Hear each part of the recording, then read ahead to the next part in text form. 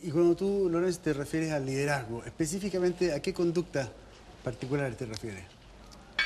Yo creo que es muy importante dos elementos, creo yo. Por un lado, tratar de infundir esa llama o esa pasión por la tarea, por la obra que se está haciendo, en cualquiera de sus formas. Un líder como el padre Hurtado, creo que en las personas con las que se relacionó les dejó metida una semilla adentro. Me ha tocado conocer a alguna gente que trabajó directamente con él y uno se da cuenta que esas personas recibieron una siembra muy profunda. Esa capacidad de transmitir ese sueño, de infundirlo en otros, es un elemento importante. Y lo segundo tiene que ver con lo que mencioné antes, el comportamiento en momentos de crisis, en los momentos difíciles. Es ahí donde uno realmente ve a los verdaderos líderes. Liderar en el éxito es más fácil que liderar en los momentos difíciles. Cuando las cosas están saliendo mal, cuando el equipo contrario te está metiendo 3-0, ahí es donde se ven los verdaderos líderes que son capaces de decir, no, pásenme a mí la pelota, yo voy a conducir este partido. Y uno lo ve, haciendo analogías del fútbol, que es un tema que me apasiona, que es un hobby entretenido.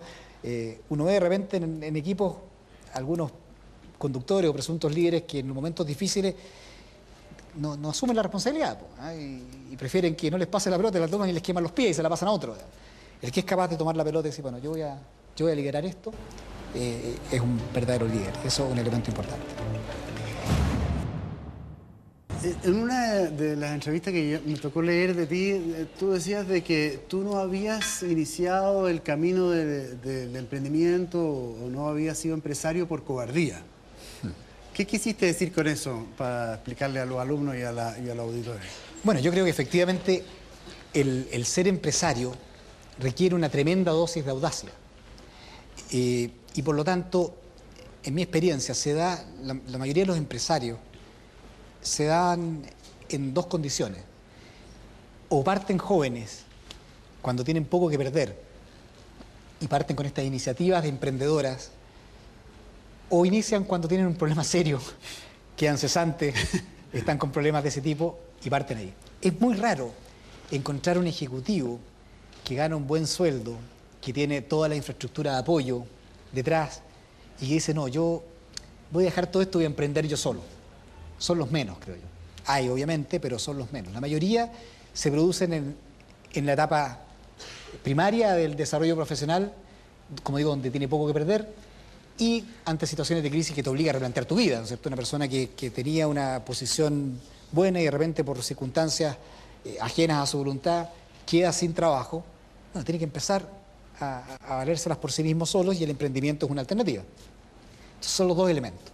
Cuando yo dije que yo no había tenido esa valentía es precisamente porque mi vida profesional, bueno, yo me casé estando en la universidad, estando en quinto año, por lo tanto, partí mi vida laboral, o partieron mis responsabilidades antes que la vida laboral, por lo cual no era tan trivial dejar y decir, bueno, dejo todo, voy a empezar en una aventura empresarial desde cero, cuando había, en mi caso, hijos que mantener y una familia detrás. Entonces, ese elemento me coartó muchas veces en una capacidad de emprender, porque obviamente tiene más riesgo.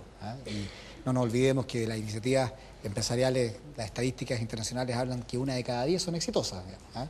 No es tan frecuente, por lo tanto hay que estar preparados a fracasar y volver a levantarse y volver a emprender. ¿Tú crees que estas características que tú nombraste hace poco respecto de las habilidades o los comportamientos o las conductas de un buen líder pueden ser enseñadas en una sala de clase? Yo creo que pueden ayudar a ser descubiertas en una sala de clase. Creo más difícil, en algunos casos, desarrollarlas. Hay elementos en lo que conversamos que son bastante asociados a la experiencia de vida que cada uno desarrolla, a las personalidades. Por ejemplo, yo creo que en la vida hay personas que están más orientadas, en la vida profesional estoy hablando, a hacer trabajos más bien específicos, a hacer trabajos de especialistas. Es una persona que tiene habilidades para el cálculo diferencial y modelos matemáticos en detalle, digamos, y se apasiona con eso y le gusta. No sé si va a tener la misma pasión por trabajar en materias de recursos humanos, por decir algo. Por mencionar dos cosas que son bastante disímiles. Entonces, no todo el mundo está hecho para lo mismo. Y esa es la gracia, creo yo, de que seamos tan diversos. Y la gracia de conformar equipos de personas distintas. Entonces, creo que hay personas que tienen habilidades diferentes. Lo que creo que las facultades deben hacer es ayudar a la gente a encontrar su propio camino. ¿Para qué soy bueno yo? ¿Dónde yo me quiero desarrollar?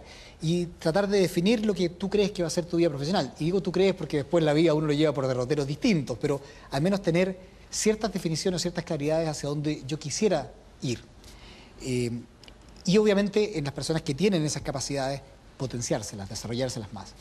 Una cosa que yo siempre me ha tocado comentar en algunos casos, yo soy miembro del consejo asesor de un par de universidades, facultades, siempre digo que uno de los elementos que yo he echado de menos en mi formación profesional fue desarrollar más las habilidades comunicacionales.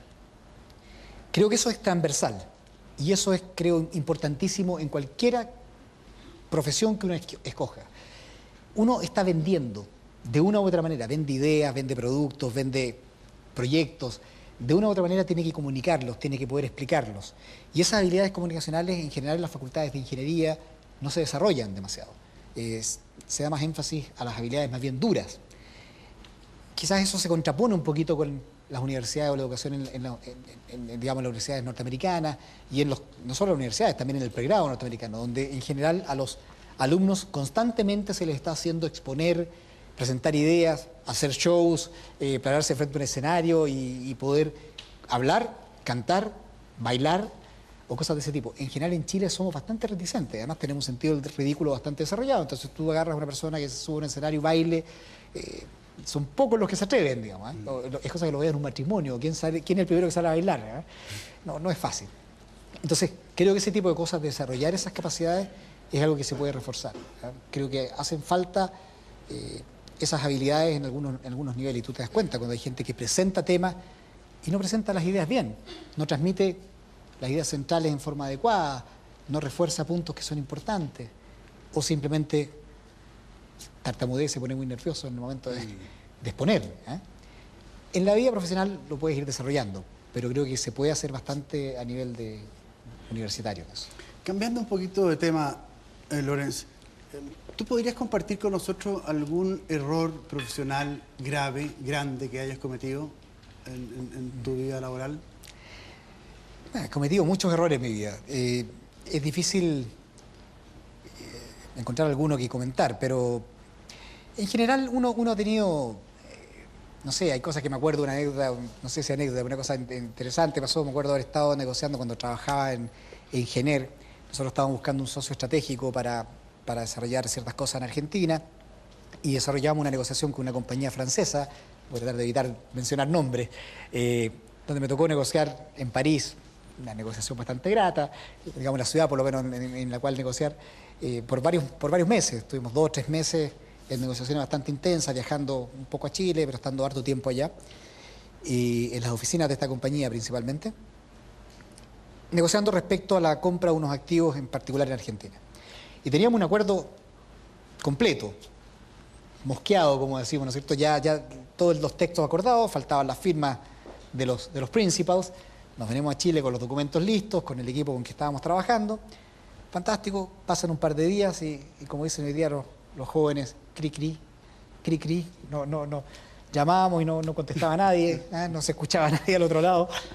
Y pasan, no sé, una semana o algo así, y aparece una OPA, una oferta pública de adquisición de acciones de Gener, de la compañía que finalmente la compró, que es AS.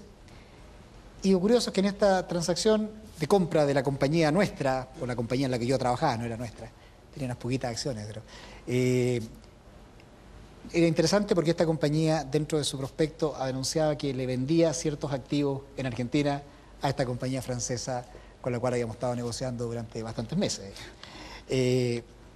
Ahora uno entiende por qué, y bueno, y ahí el francés con que lideraba las negociaciones por otro lado, después de ser público esto, me llama y me dice, bueno, it's not personal, it's just business. Y yo me acordé de la película del Padrino, sí, donde Don Corleone le dice a Michael que, no voy a repetirlo porque tiene grosería, pero que las cosas que uno come en la vida no son business, es personal. Sí. Me acuerdo de eso, pero en definitiva esta anécdota te enseña y te recuerda que los negocios están terminados cuando están terminados.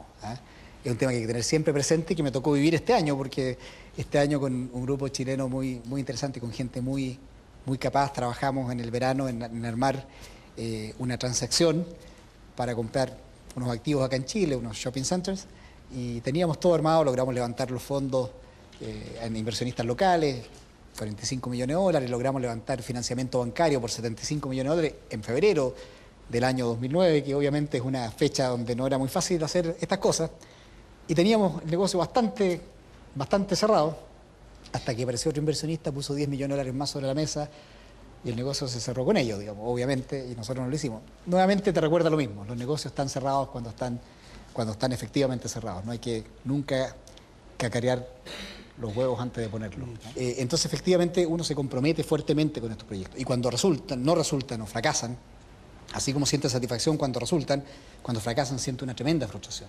Pero lo importante es no quedarse ahí, no quedarse atrapado en ese círculo vicioso, ¿no es cierto?, de la lamentación, del lamento constante y la recriminación respecto a las cosas que uno pudo haber hecho, o peor aún, que otros o en el equipo pudieron haber hecho.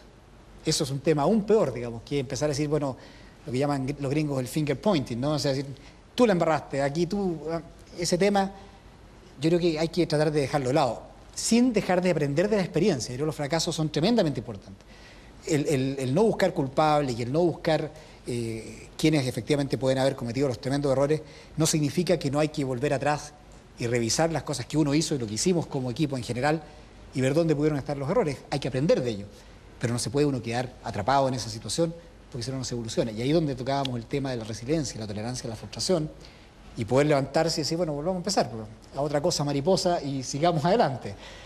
Y recordar estas experiencias como algo valioso, que te van a servir en el futuro, pero que no son trascendentales. La vida tiene de triunfos, de fracasos, y como dice Román Roland, además cuando un par de ojos dulces lloran contigo, la vida vale la pena sufrirla. Así que hay que seguir adelante. Ojalá tener ese par de ojos que lo ayuden a uno a superar estas cosas.